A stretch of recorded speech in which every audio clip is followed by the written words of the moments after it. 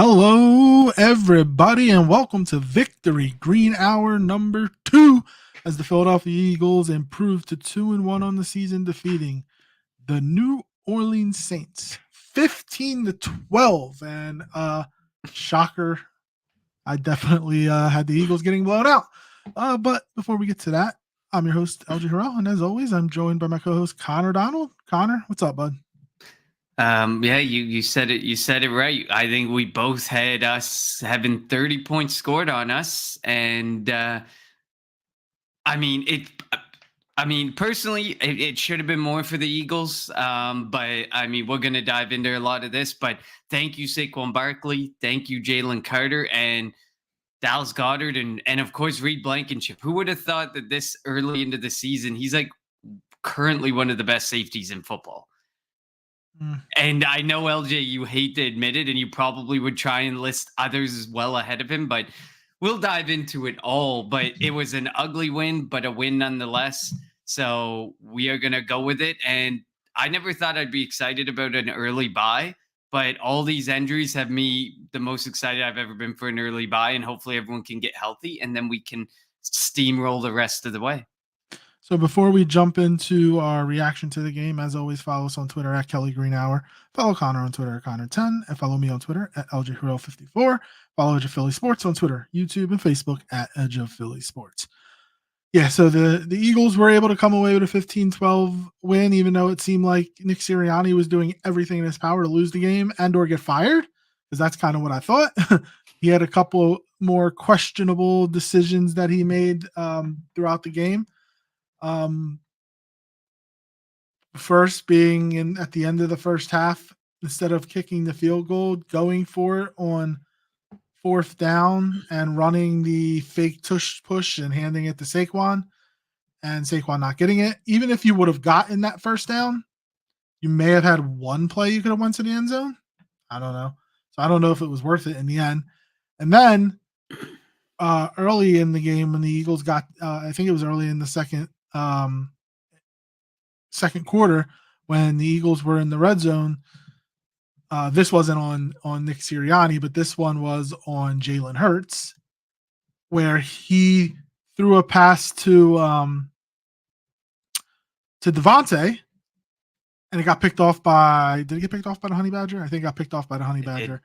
It did. And that's a play that probably typically would have went to AJ Brown, who is a more physical receiver than Devontae, and maybe he would have been able to overpower and get in there, overpower the Honey Badger, but Jalen made an interception, and then Jalen got sacked and a fumble later in the game. So it's starting to seem like we might have a Jalen Hurts problem when it comes to the turnovers. But besides the turnovers, and I know he didn't throw any touchdowns or run in any touchdowns, he had a really good game. He threw for over 300 yards. He's fourth in the NFL in passing right now.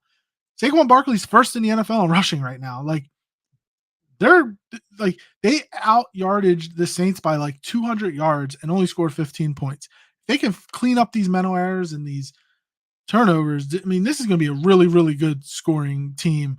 And if the defense plays the way they played yesterday, which came out of nowhere, it's going to be tough to beat this team.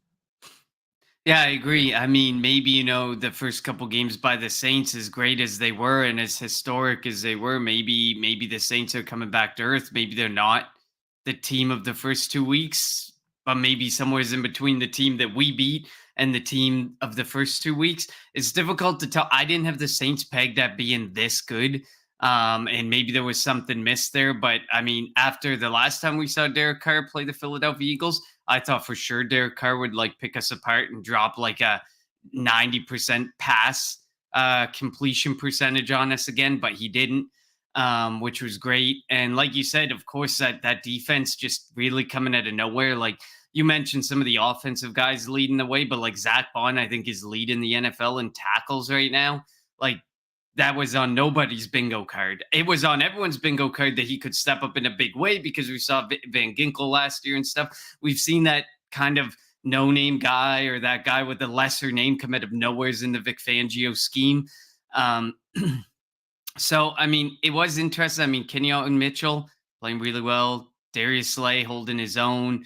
Jalen Carter had a absolutely monstrous game. I think it was on 56, 51 snaps that he played. He had some sort of disruptive play. I can't remember what they call it, but he disrupted the passer on 18 of those plays. And a lot of people who've been watching football for a while and mapping out football games for a while said that it's a pace, a number that is from a percent standpoint that isn't often, if ever, seen from defensive tackles. So maybe Jalen Carter's shaking the rest off coming into his own. I definitely hope so because we I need mean, and on a weekly basis, or at least to take the attention, put the attention on him so others can get after the and this quarterback. and then coming into this week, he said he's played like trash, and then they asked him again after the game, and he said trash. Like he wants to pile up the stats. Like he wants to get sacks. He wants to like be a disruptive force, which he was a disruptive force yesterday. I mean, Jordan Davis had a sack, probably one of the better games that Jordan Davis has played, and it's very convenient that the defensive line and the defense played a lot better when Bryce Huff was off the field. He played 18 snaps. He didn't play anything. Brandon Graham being your best edge rusher at the age of 36 is a problem.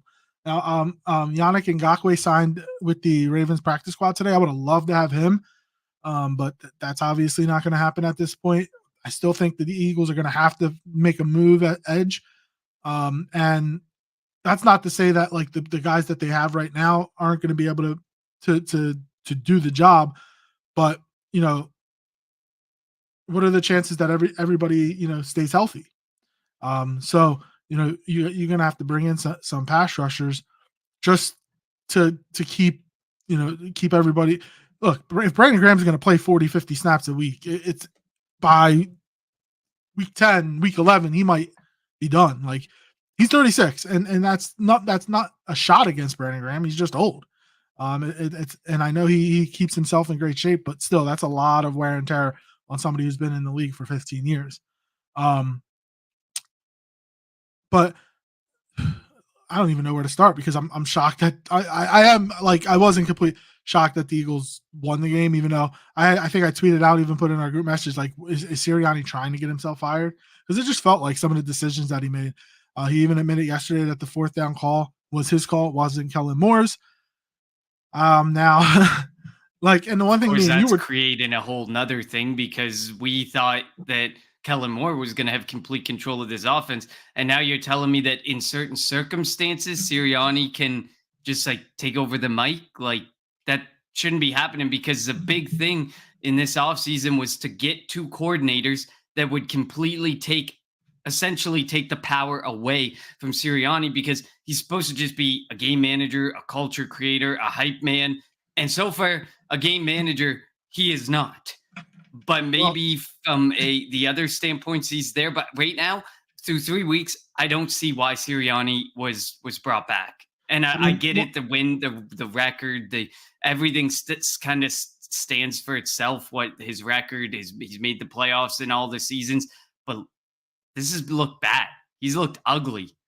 one of the questions that I think I posed to you yesterday during the game was like, what why was Sirianni brought back? And it was like he's supposed to set the culture. He's supposed to make all these in-game decisions, and a lot of the decisions that he's made over the last couple of weeks have been terrible.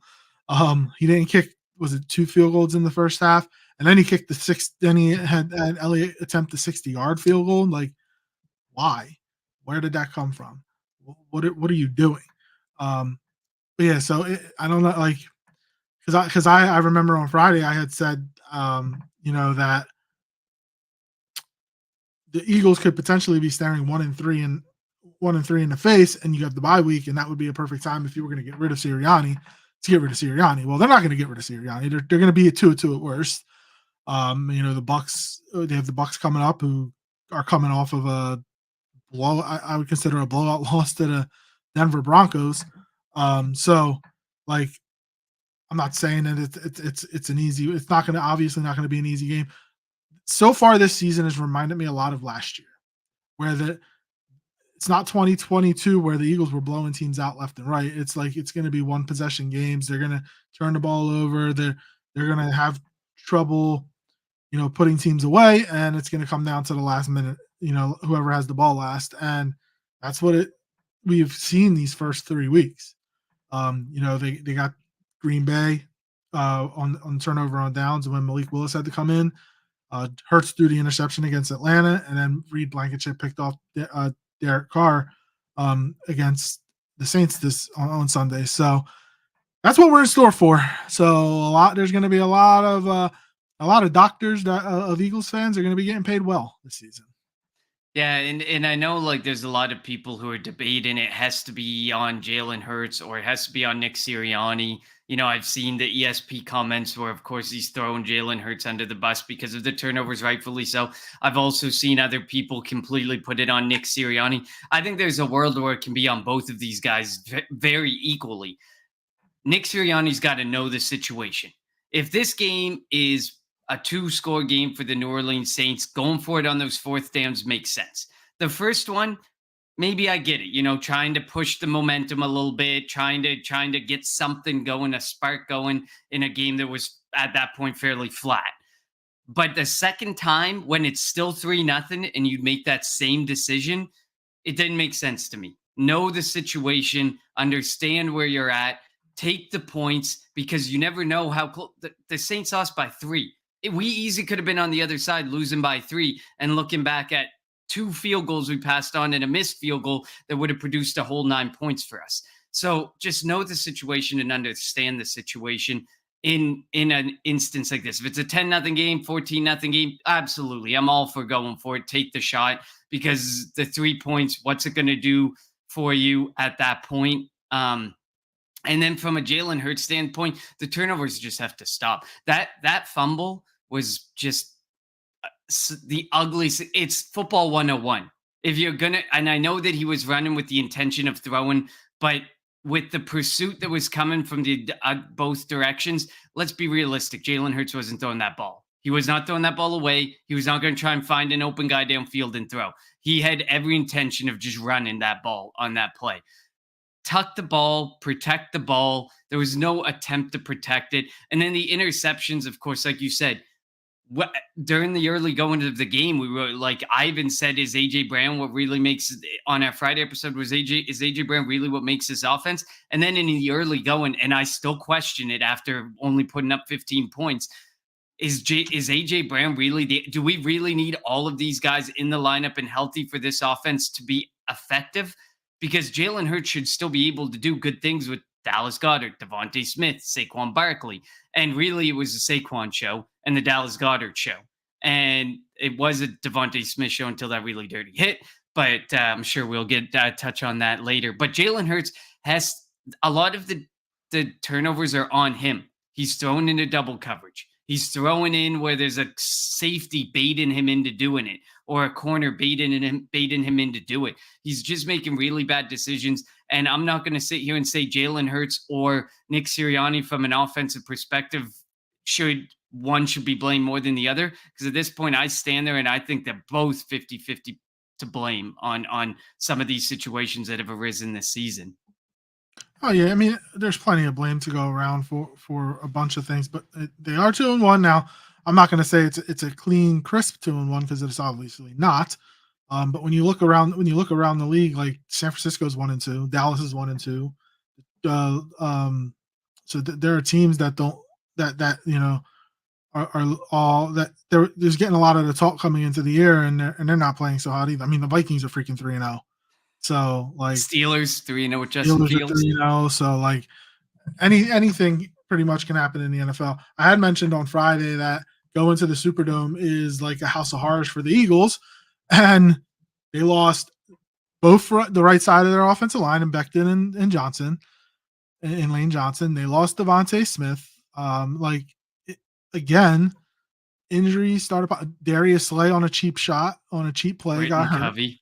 I understand, but we're trying to list the injuries. We gotta be honest. So again, we were all talking about how we hated having the early bye, the week 5 bye, but it might be a blessing in disguise for this team. You have to think about it. Going into this week's game against Tampa, they might be without their top 2 receivers, their right tackle. Their Covey's out for about 6 weeks.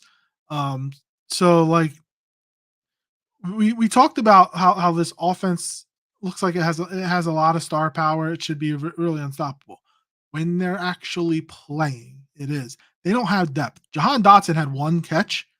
Like Jahan Dotson is gonna have to he's gonna have to show something this week. The reason why that they traded for him, Paris Campbell, he's gonna be out there on the field. Like I don't even know who the receivers are gonna be.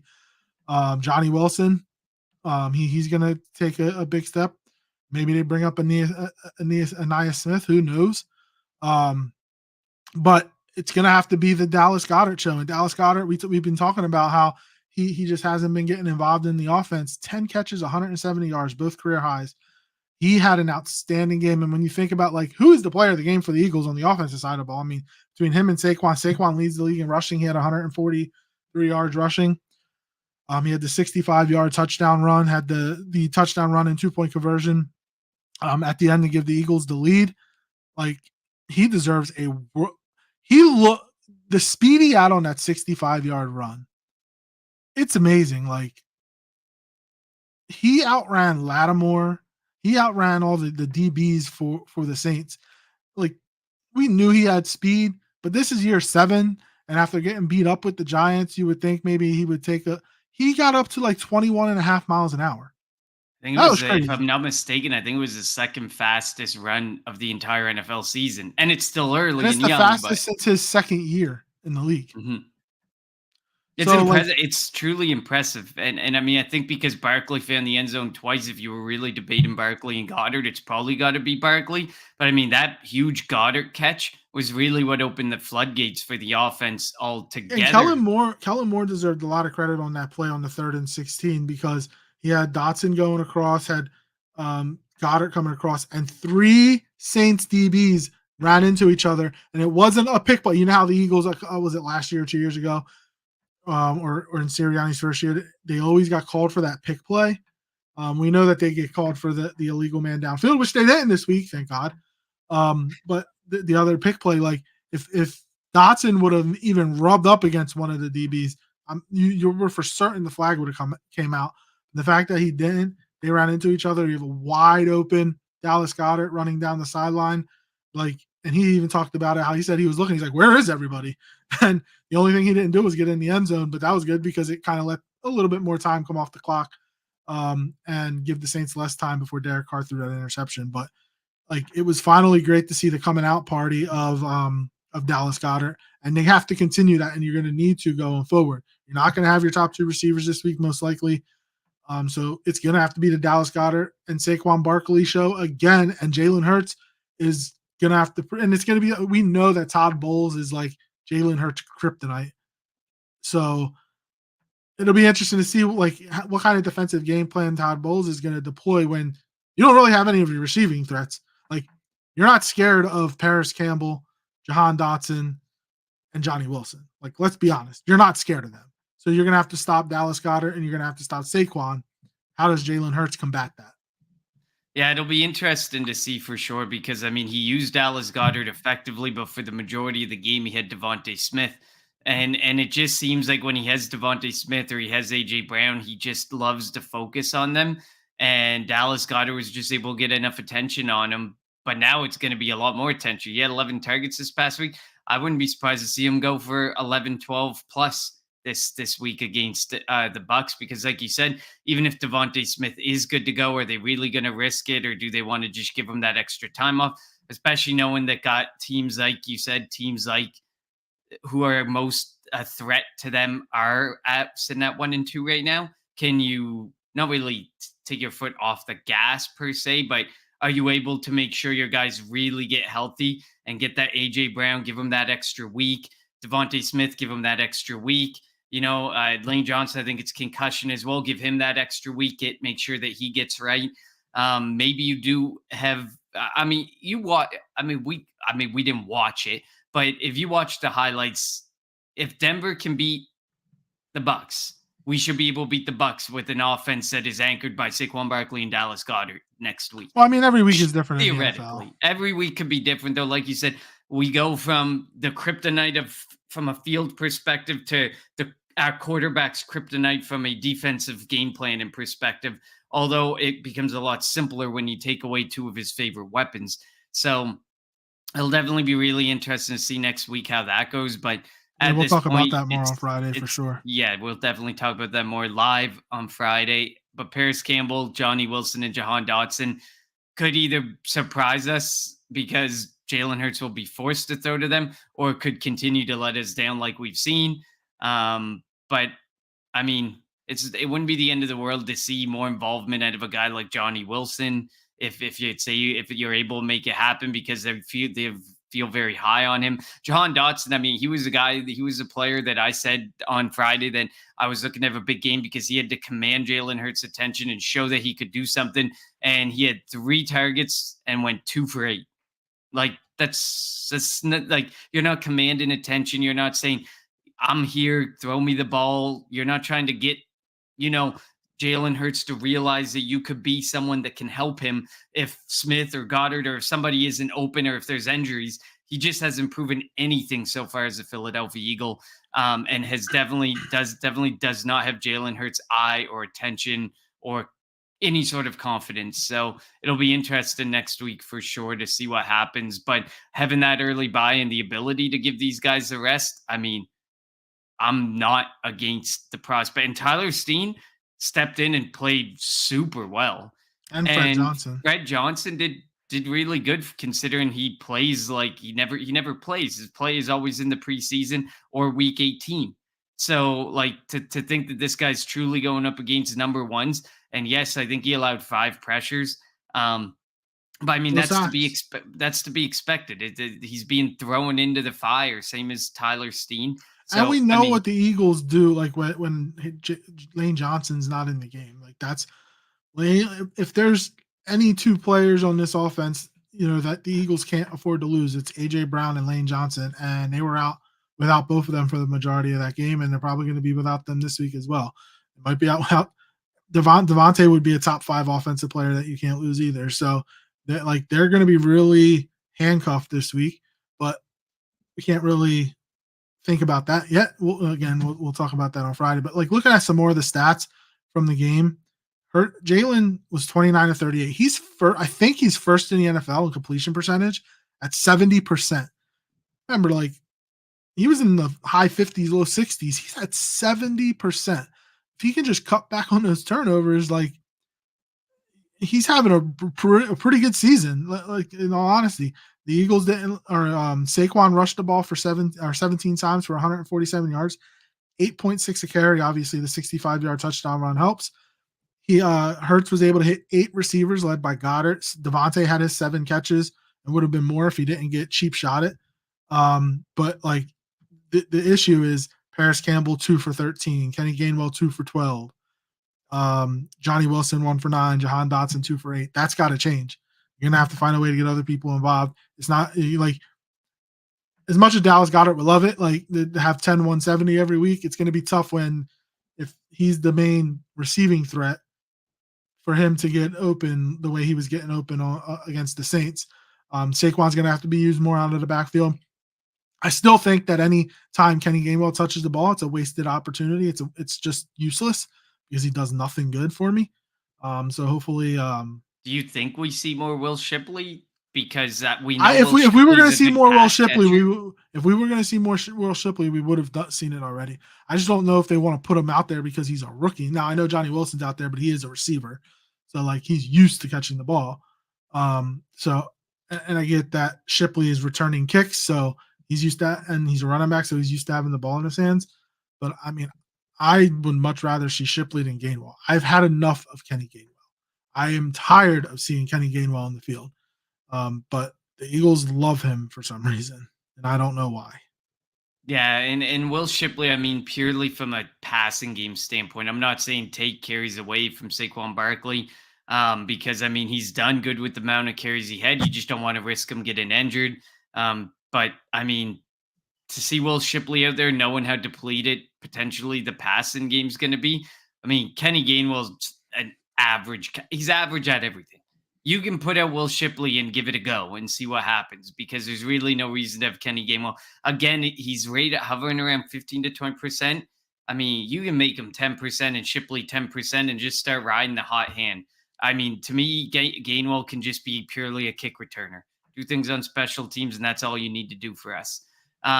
So yeah, it'll be interesting to see next week. And defensively, I mean, there's just so much good things to say about this performance, especially when you consider that the Saints had scored like we're the top scoring team in the NFL heading into this week, and we're producing enormous amounts of yardage. And they were able to completely shut that down. Like even, I think it was Kenyon Mitchell that I saw on Rashid Shaheed a few times running stride for stride. He had a nice He had pass 0 breakup on one catches, play. which I only know because I have him on fantasy and I started him and he did nothing for me. I was expecting him for a big play, but yeah, like the Eagles defense did really good. And like CJ, I know he got beat for a touchdown when trying to cover Chris Olave. But just his attitude, his swagger helps this team. Like he's not the best. He claims to be the best safety. Obviously, he's very boisterous about that. But he is just him being out there. He is a hard hitter. That's for one thing. He's very physical. Just having that out there helps this defense. And Vic Fangio deserves a lot of credit on a short week to get this team ready because nobody thought that the Eagles were going to be able to go to New Orleans where they haven't won since 2007 against a team that's averaging 45 points a game and had scored on every possession that Derek Carr has been out there, and to only give up 12 points and 3 points through 3 quarters. Nobody thought that that was going to happen, and it happened. He deserves a lot of credit because I had posed the question last week: is he cooked? He proved me wrong. So hats off to Vic Fangio. Did a fantastic job of getting this defense prepared and realizing get Bryce Huff off the field. I don't care how much money you're making. You suck. Get off the field. You're not helping us. We're going to put guys out there that want to play. And the defensive line, he also went to a 5-man front too, and that helped against Alvin Kamara. Like I had put Alvin Kamara in a anytime touchdown bet. He didn't score. Like he changed things up and got pressure. Got pressure when they needed to get pressure. Didn't allow the Saints. Saints didn't have 100 yards rushing. Saints only had like 90 yards rushing. Like that's for the Eagles defense, which was ranked 32nd in the league coming in. Did an outstanding job against Alvin Kamara in that offense of the Saints. Yeah, definitely. I mean, like I said, there's just so many good things to say. Zach Bond's been great. CJ Gardner Johnson, you can tell you can tell some of these guys are really, and maybe it was just this week because it was against Saints, who knows? But you can tell that they're starting to shake the rust off. You can start seeing them making plays and doing things that we really didn't see in week 1 or most of week 2. And now they're starting to come out of their shell and make plays. I mean, there was just, I agree on the Bryce Huff point. He went all the way. He had 30 snaps week 1, 32 in week 2, I think, and now he was all the way down to 18. And you mentioned not wanting to be out there. I don't think he doesn't want to be out there. I just genuinely, truly believe that he's struggling, and he wasn't what. Oh, I didn't say that he didn't want to be out there. I said Vic Fangio didn't want him out there. Well, yeah, and I think like at this point, it's you got to put what's best going to get you a win or get you stops. And Bryce Huff just isn't that guy. And now I'm at the point, and when we made the initial signing of Bryce Huff, me and you were very critical of it because we were like, this guy has never played more than 50% of snaps, or he played like the most last year was like 54% of snaps in the year. And then he had this breakout year in his 3rd season, and suddenly we're supposed to believe that this is the guy Bryce Huff is going to be for the rest of his career. This guy who broke out in his 3rd year and went off for 11 sacks or whatever. And then you go and you pay him $17 million. I honestly was fine to pass on Bryce Huff after hearing it, after the sign-in, and wondering like, did Howie really bet himself up on this? Because it really doesn't seem like people might have been willing to go there, but it's clear that Howie was the only one who was really willing to go there. But I agree. You got to put what's going to be best out there on the field, and Bryce Huff just isn't what's going to be best. He needs to prove himself with limited snaps to earn himself the opportunity to get more snaps. But you also don't want to see Brandon Graham out there 30 to 40 snaps every single game because, like you said, the wear and tear will get there. The wear of a long season will get there. You just can't have him out there. So Bryce Huff needs to figure it out, or how he needs to go out there and get some edge help and just suck it up and realize that he missed on Bryce Huff. Josh Sweat isn't the answer either. We were leaning into Josh Sweat potentially being an answer when really he's like more of like a game here and there type of guy, situational winner. And Bryce Huff, who exploded in his third year, and how he thought he was mine and gold when he got Bryce Huff. And clearly, maybe he didn't. Maybe he's just not in the right situation. Maybe there's so many things that could be at play with Bryce Huff, but he's just not a guy you can have out on the field all that much. And then Reed Blankenship, I mean, I don't hate him as much as you. I'm not as critical as you, but we have been both very vocal and critical about Reed Blankenship.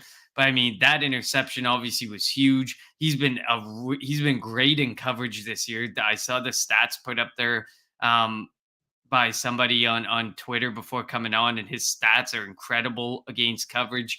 Um, do I still think that just as quickly as he can win us a game with an interception, that he can lose us a game with a missed tackle? Absolutely.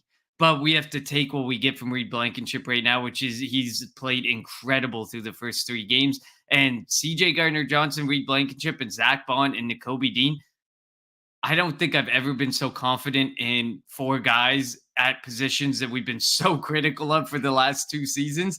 It's really wild to think. And I know that we came into the season talking about, well, edge is a concern, but we always kind of have this confidence that they'll figure it out at edge because it's just the defensive line we feel like is conducive of that. But no, I am left very worried about edge and more confident than I've ever been in at linebacker and safety.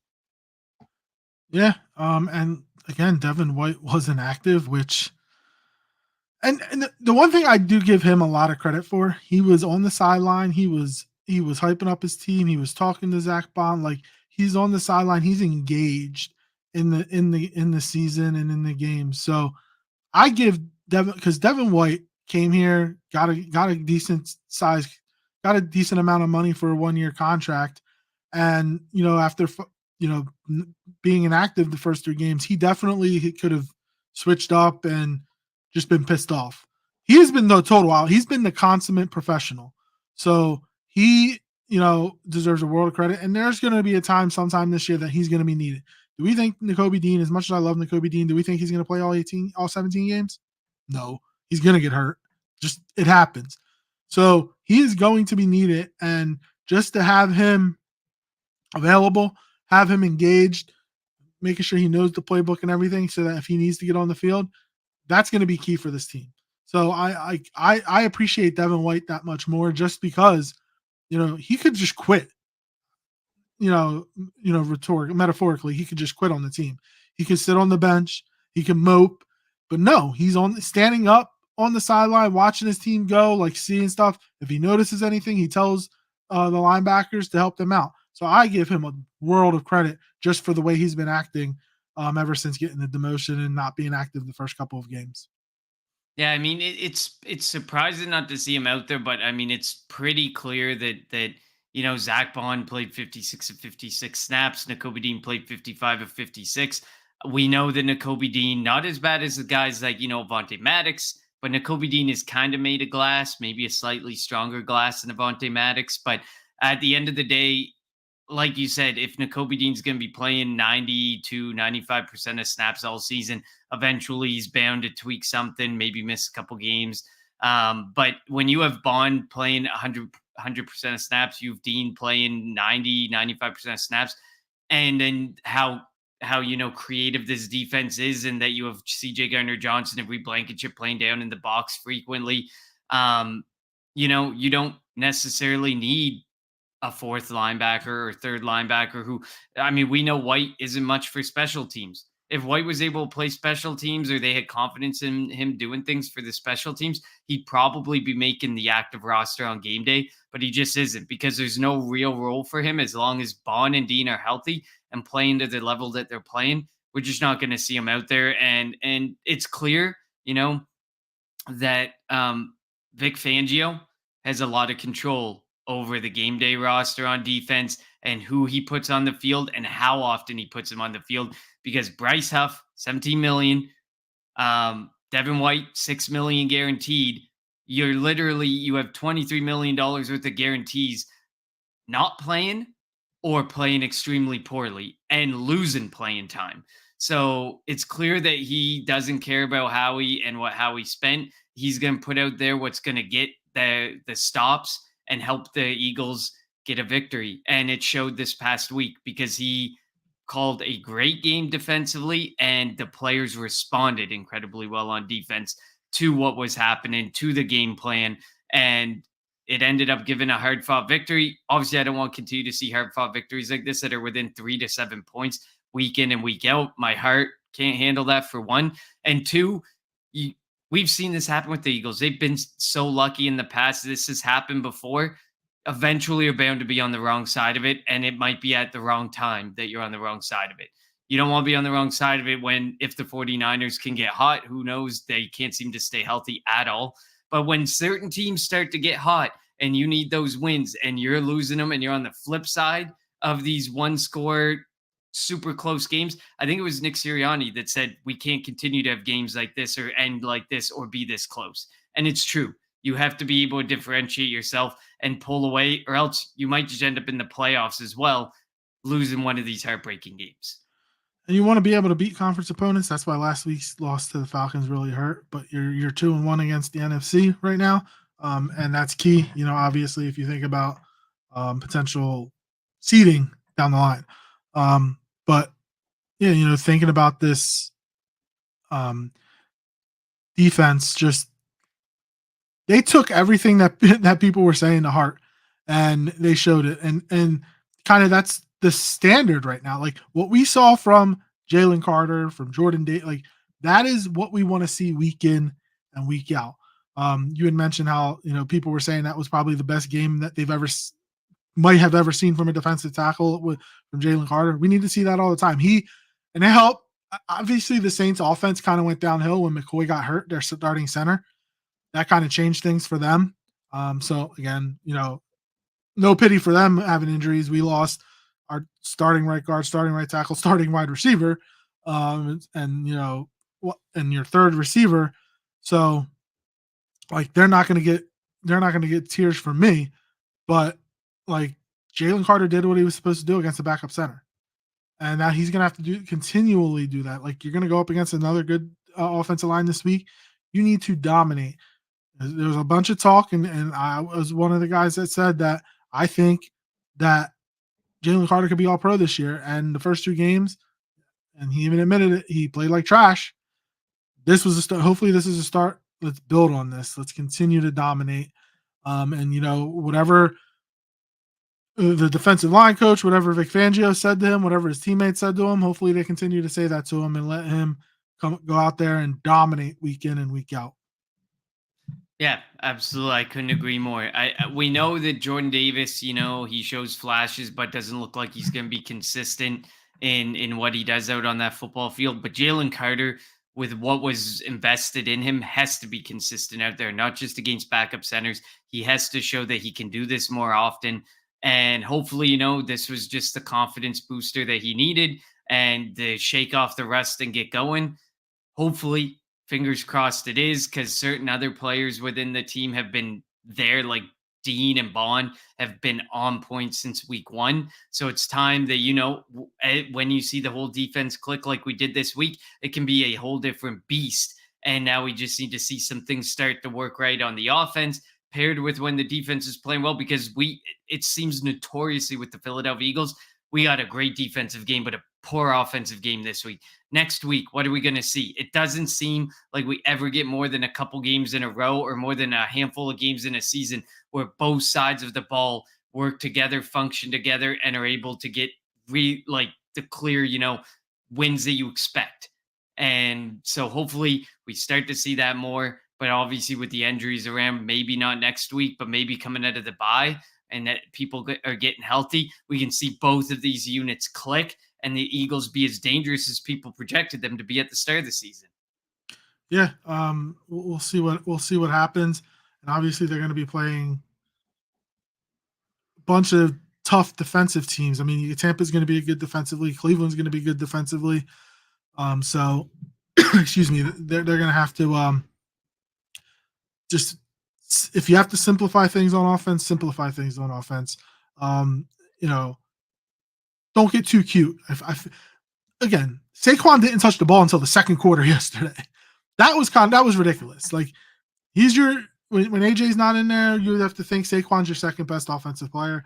Much as I love Devontae, Saquon right now is the second best offensive player. You got to get him involved early and often. You know, each coach comes in with a script the first 15, and if his name's not on there 5 times, tear up the script and write a new one because that's kind of what you need to do. He should get involved early. He should get the ball first. I don't know, but even if it's like that could also help Jalen. Give him a short pass to Saquon, and for this week's matters, that could kind of put the pain of seeing Saquon drop the ball last week out of everybody's mind. Let him get a nice easy catch, go upfield. All right, he's good to go. But they didn't do that, which is unfortunate. But it didn't matter in the end because Saquon had a hell of a game. The Eagles put up close to 500 yards in total offense and only scored 15 points. Like that's the big issue right there. They're gonna have to find a way to figure that part out. Definitely. I mean, the fourth down efficiency doesn't help. When you go for it on fourth down 3 times and you only convert once, that's really going to burn, putting up 460 total yards. You don't see teams put up 460 total yards and walk out with 15 points. It just doesn't happen. So you need to find a way to sometimes just take the points, sometimes not overcomplicate it, because I think Sirianni, now that that's his only job and only responsibility, he tends to sit there and overcomplicate what can be a much more simpler thing, much more simpler circumstance and situation. So it'll be interesting to see going forward what comes, because there's still a lot that needs to be worked on. Jalen Hurts' turnovers, Nick Sirianni's decision making. We know that he likes to be aggressive, but just walking around showing off your big balls and never converting doesn't really do a whole lot. You definitely need to find a way to either, if the conversions aren't working, find a way to get the points on the board. Find a way to make that offense click. Stop putting us in situations where we have that many fourth downs that we need to consider taking. Especially in that environment. Like that stadium is really tough to play in. It gets really loud. Granted, there were a lot of freaking Eagles fans there. Like it was crazy the amount of Eagles fans that were there and how loud it got for the Eagles. I didn't think that we would necessarily hear that in a place like New Orleans in the Superdome, but man, the Eagles fans deserve a lot of credit just for their passion and for how loud they got during the game. So kudos to Eagles fans for the way that they traveled.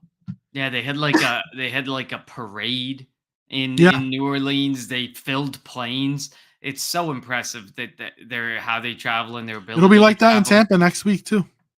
Absolutely. I mean, and then you look at like LA, like that experiment is just brutal. The LA Rams, like it was a San Fran home game. Like that's just wait until the Eagles go out there later. It'll be like that too. Exactly. They're going to do the same thing. It's going to be a sea of green out there with a speckle of yellow or blue. You know what's going to happen. It's the Rams deserve a lot of credit though for the way that they were able to come back and beat the Niners. Not to every win over the 49ers is big.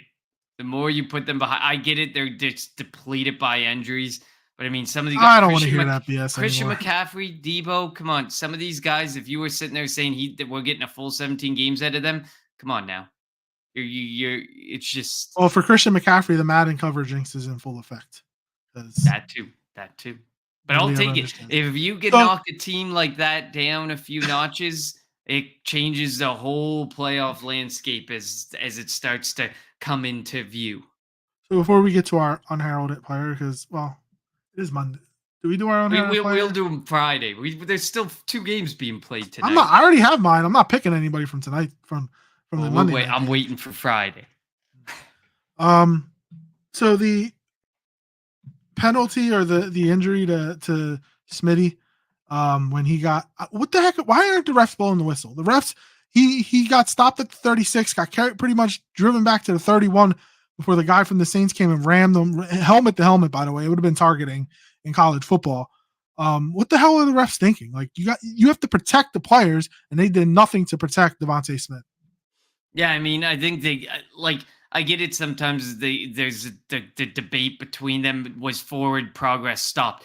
I think it was vitally clear there that forward progress was stopped with each step he took. He was going back further. There was no forward progress because some people I've seen, and it's just Saints fans. I get it, but there's probably more people out there with the logic of, well, he was still trying, he was still pushing. He was not moving forward. The forward progress was long gone. And you have to protect the players. I mean, you go and you do the hip drop tackle, which we actually haven't seen a lot. I thought that would be I've enforced seen a like couple way hip drop worse. tackles as well, and like I thought It that would just have get been a missed. big emphasis, and it Yep. hasn't been. And so, like, I mean, you have to protect the players. You definitely have to. And in that situation, you just got to blow the whistle. If you see the guys go backwards for 2 or 3 steps, maybe not 2, but once you hit the third and the fourth step and he's still going backwards, you blow that play dead. There's no way he's getting out of there. There's no way that's happening. And it was like, what was it, like 2 Saints against 1 Eagle? Like, it's not one of those situations where you got the offensive line pushing from behind and you got Saints guys up front. No, there was nothing about that play that gave me indication that they shouldn't have blown it dead way before it happened. And I'm sure it'll be something that the NFL is going to come out and say, He's gonna get this should have fined. been called. Whistle should have been blown earlier. We're going to work on that. But those are situations like we've seen enough scary situations in the NFL. We're lucky it wasn't worse than it was. Yeah, Yeah, the refs have to do better. They have to get better in those circumstances. because it definitely could have been worse. And then when Penning drove Darius Slay out of bounds and into the bench, that was another dirty play, and they did actually flag Penning for that. So I think the And he better Eagles get took. he better I better see two fines out of that because Chauncey Gardner Johnson's fine was okay. I get it. They don't want him doing it, so they're going to throw the fine. But then who else got fined last week? Brandon Graham for something. Was that for the face mask? Yeah, I think it was for the face mask. Like, if those two were suspendable offenses, these two are definitely suspend or fine offenses. Then these two definitely are fine offenses. And I think the Eagles kind of took those plays to heart and used that as motivation. I don't care. I mean, you shouldn't need motivation to win a game in the NFL, but like motivation to come out and play for your teammates. That I'm glad that they used it, and they really decided to excuse me, and they really went forward with it and got were able to come away with the victory. So a much needed win for the Philadelphia Eagles, 15-12 over the Saints to improve to 2-1. They're first place in the NFC East. Dallas is 1-2. The Giants are 1-2. Washington's going to kick off soon. We'll see if they're going to be joining the Eagles at 2-1, or going to join the basement of the NFC East at 1-2. But yeah, again, shocking win. I'm 1-2 on Eagles picks this year. You're 0-3. I actually might pick against the Eagles every week if it means they're going to win. I don't know. That's my logic. So we'll see what happens when we meet again this Friday to talk about the Eagles and the Buccaneers. Final thoughts on this game against the Saints? I mean, it's an ugly win, and a win's a win, but I mean, I don't want to see too many of these ugly wins, but it was, and the defense needed to get right, and they, for the most part, the majority minus Bryce Huff, got right. So hopefully we continue to see that this wasn't just a flash in the pan and that it sustains, because the offense with their injuries being banged up may need a little bit of help as the season rolls on if the defense can stay healthy and play to that level.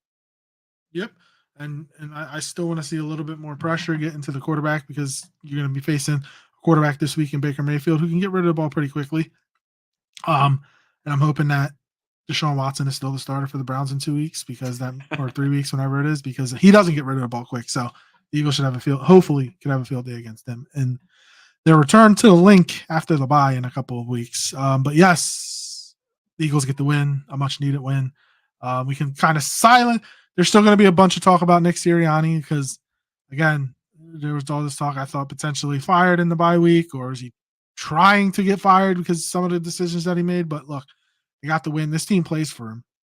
There's one thing we definitely see is this team will play for Nick Sirianni. So yeah, there's that. We will be back this Friday to get you set for the Philadelphia Eagles and the Tampa Bay Buccaneers on Sunday afternoon in week 4. We're already in week 4. Can you believe that? Like, the football season flies by so fast. I know. We wait so long for it, and it feels And like then it it just comes does and not even goes. exist. Yeah, it comes and goes quicker than any, I don't know. And I love that the weather's starting to get a little bit cooler too, but like I want the football season to slow down just a little bit. All right. Thanks for tuning into the Kelly Green Hour. As always, follow us on Twitter at Kelly Green Hour. Follow Connor on Twitter at Connor10. Follow me on Twitter at LJHarrell54. Follow Edge of Philly Sports on Twitter, YouTube, and Facebook at Edge of Philly Sports. We'll be back Friday to get you set for the Philadelphia Eagles traveling to Tampa in a wild card rematch from last year to take on Baker Mayfield and the Buccaneers. For Connor, I'm LJ. Thank you for tuning in to the Kelly Green Hour.